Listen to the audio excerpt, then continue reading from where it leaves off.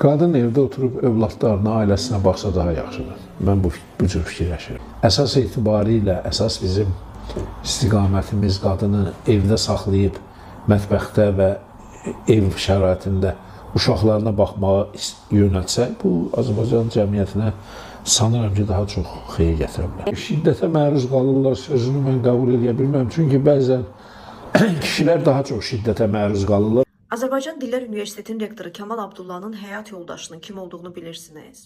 Yox, o Kamal Abdullah'ın bu çıxışında bildirdiği kimi evində oturub uşaqlarına baxan bir qadın deyil. O, Milli Elmlər Akademiyasının vitse-prezidenti, keçmiş millət vəkili Göfər Baxşəliyevadır. Öz həyat yoldaşının yüksək vəzifələr tutduğu bir şəxs sadə Azərbaycan qadınlarının evdə oturub işləməməli olduğundan danışır.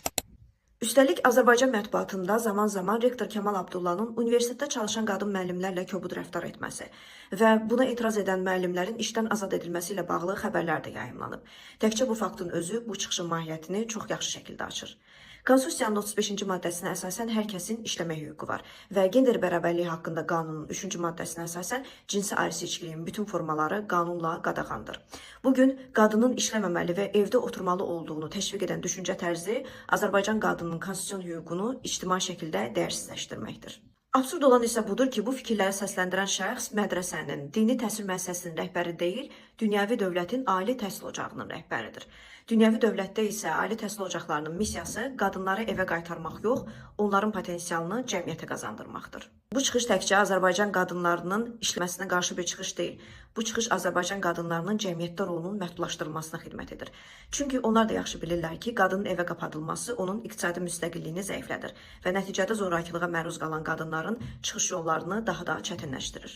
Ancaq bir dəqiqə. Axı Kamal Abdullah qadınlara qarşı şiddət ifadəsi ilə razılaşmadığını bildirirdi. Deməli, niyə qadınların evdə oturmalı olduğunu deməsi də aydındır.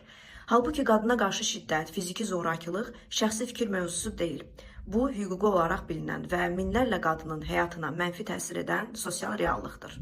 Bir cəmiyyətdə qadına qarşı zorakılığı problem kimi görməyən şəxslər qərarverici mövqeyə gəldikdə, qadınlar da öz təhlükəsizliklərini düşünməyə başlayırlar. Qadın işləməməlidir, biz onları mətbəxə yönləndirməliyik deməyin bu ölkədə heç bir məsuliyyəti yoxdur. Baxmayaraq ki, media vasitəsilə bu fikirlərin insan şüuruna yeridilməsi, qadın hüquqlarının məhdudlaşdırılması, zorakılıq hallarının, hətta qadın qətillərinin artması kimi ağır nəticələri var. Qadınların yerinin hara olmasına nə universitet rektoru, nə də media qərar verə bilməz. Bu, qadınların özlərinin müstəsna seçim hüququdur.